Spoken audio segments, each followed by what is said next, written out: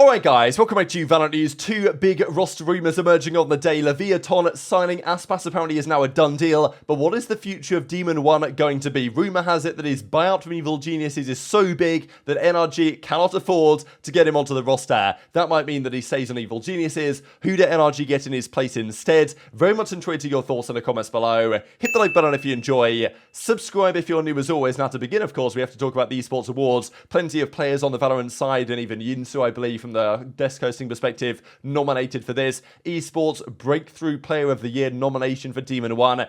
I don't know exactly all the details and all the other esports, but it's going to be tough to beat Demon1, you know, winning the VALORANT World Championship, MVP of the tournament, and joining halfway through the year. It's tough to get much better than that. Now, Demon1 also nominated as PC Player of the Year along with Alpha, so pretty cool stuff to see on that front. And we also have Fnatic and Evil Geniuses nominated as Team of the Year. So, man, Fnatic would have won this, hands down, had they have won Champions, but they didn't, and EG only with the one event win, but they did come second in Tokyo, so interesting stuff. But yeah, Fnatic were, over the course of the season, the better team, no doubt, but if you don't win the championship, then it's somewhat difficult to justify winning the best team of the year. Potter as well, after all the drama in the middle of the season, that Potter had like one more week left, or what was it, 1 month, I think Geddes said, like 1 month to improve, or she was going to be fired, and maybe that was true,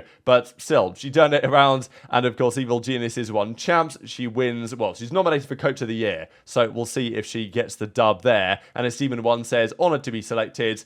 Vote for me, because for Demon1, he's part of Evil Geniuses according to his name, and this is the trickery that Evil Geniuses are currently pulling. They are attempting to get these players to sign lower contracted deals. To be fair, I don't know what that'll be for Demon1, because I don't think he was on a big deal last year, because he came in as a substitute, and he said that, yeah, he's not getting paid anything crazy, but still, his buyout from that contract is big, and EG either want mega money for him or they don't want to let him go. So yeah, Demon1 is not, I wouldn't say exactly getting held hostage, because I'm not sure he's being forced to take a pay cut, but it's still not a great situation for him, given, as we say, breakout player, potential best PC player of the year. I mean, yeah, tricky. Now, before we get into more of this stuff, wanted to see what Global Esports are up to. They confirm Russ is going to come in, I believe, as their new in-game leader. Pretty cool stuff. Player with Indian heritage, played in the UK, I believe, for some time, and he's going to be joining. He says, I'm not yay, but hello, India. Definitely people, you know, controversial whether this is going to be a good move or bad move, but I think players in his position, pretty cool to see how they get on. So that is one move that was confirmed. There's also another big one from Moist Esports. They are combining their forces with Shopify Rebellion,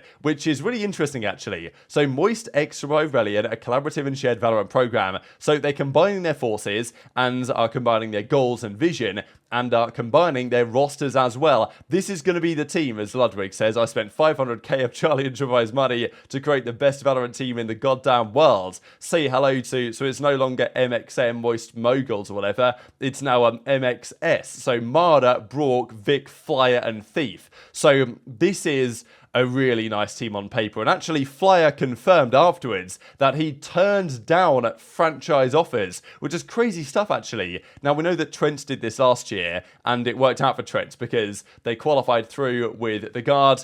Yes, there was the drama with the Guard, but now we think they're going to be on G2, so it should be all okay for those the Guard players, and Flyer is trying to do the same thing. We think that Flyer might have had offers from Cloud9 and maybe from 100 Thieves, but he is going to choose to prefer to stay in Tier 2, probably, to be honest, make a similar amount of money, because Cloud9 and 100 Thieves are doing something a little bit more budget this year, and the rumour is from Disguised Toast himself that Tier 2 teams are paying like insane salaries still, because they want to get into Tier 1. They want the benefits associated with that, although the Guard made it and decided not to. So, as Flyer says, decided to decline all franchise offers during the off-season and stay with Ludwig. He's been such an amazing person to work with, so that's really cool stuff from Flyer, and hopefully he is rewarded by, well, winning Ascension would be really nice, and this team definitely has what it takes to do that. The other side of the story, though, is that with Moist Moguls and Shopify Rebellion merging together, those are two teams that had slots in Tier 2,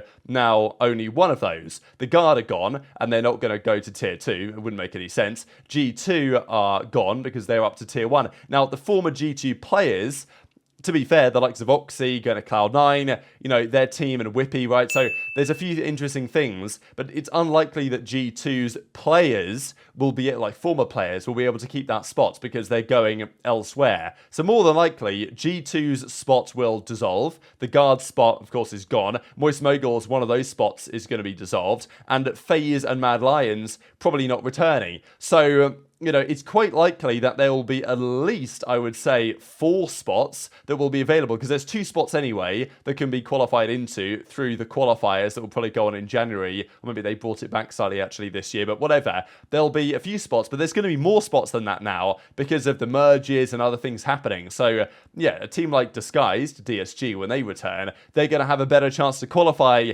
because a lot of the organizations that were part of that are going to be gone, and you would think that the players that own those spots will still be able to retain them, but we're not exactly sure. Now, 2 of the big Rostermania updates then. The first one, of course, is on Aspas. We've talked the last few days, where's he going to go? Is it going to be Leviathan? Is it going to be NRG? Is it going to be Furia potentially? Because it wasn't going to be Loud. And according to the CEO here of Leviathan, as he says, we're here to spread good vibes. I think the phone was fully charged, but I'll have a look. So anyway, he's kind of saying, oh, something's going on. And then the reporters yesterday said, this is now a done deal. He has reached a verbal agreement with Leviathan to join Aspas going forwards. This is really cool if this goes through. And I think that honestly, looking at his options, this probably made the most sense. King has been putting this team on his back for a little while, and now he won't have to do all of that anymore because Aspas is going to come along for the party as well. And that Leviathan on paper will be really good. So yeah, is this the right call for Aspas? I mean, leaving Loud, deciding to leave Loud to go and join Leviathan, it's, you know, it's definitely interesting. Leviathan were really good at the start of this most recent season, but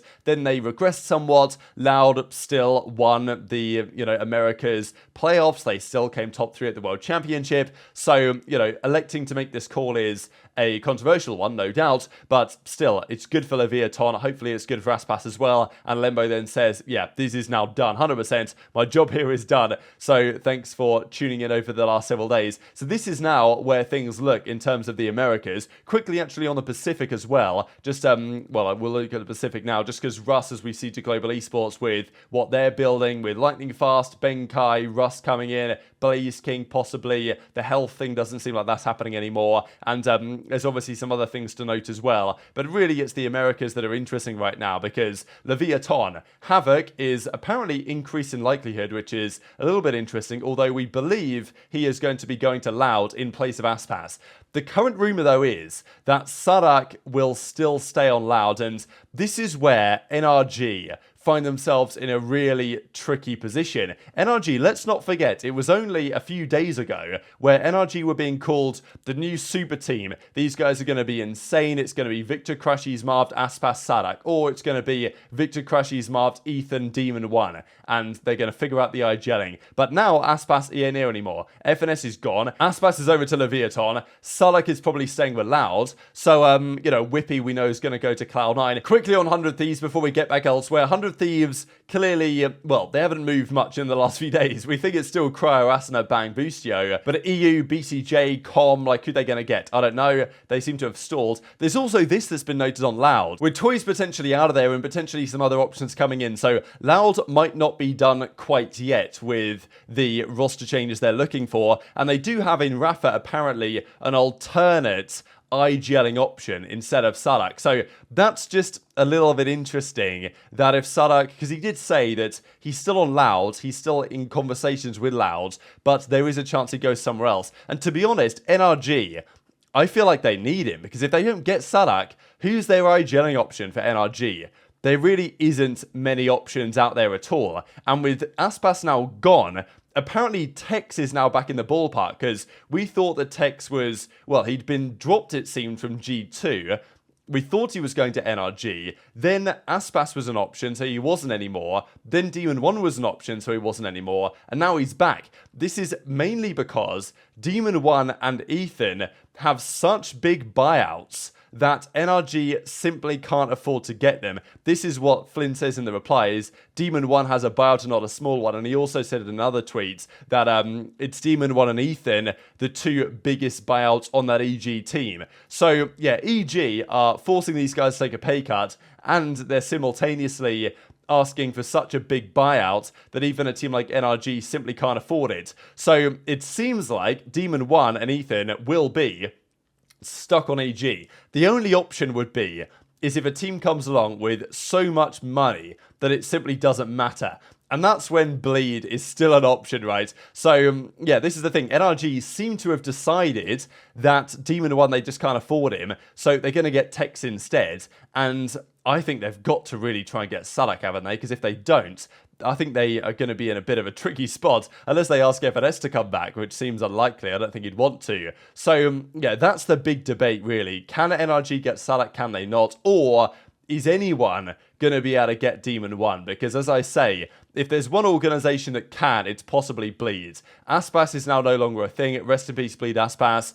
Bleed, yay? Who knows? That's still a chance. And if there's any org with enough money to pay for Demon1's buyout or Ethan's buyout, it could well be that team. So, I mean, yeah, kind of madness, to be honest. But this is where we presently find ourselves. And for all the optimism as there was for some teams that after Evil Geniuses did decide that they were going to blow it up and force their guys to take salary cuts and all the drama, people thought, oh, and even Demon1 tweeted, oh, to the Chinese region, to Europe, to the Americas, or to North America, to Brazil, like, what are we going to do? After was like, hey, come along to NRG, it'll be a good time. But seemingly he's not going to have, like, any chances like this at all because EG are going to hold him to such a big buyout that no one's going to be able to do it, and therefore, you know, Demon1's going to still be on EG next year for not as much money, which I don't imagine he'll be particularly happy about. But very much intrigued to your thoughts in the comments below. Hit the like button if you enjoyed, subscribe if you're new, take care, and I'll see you next time.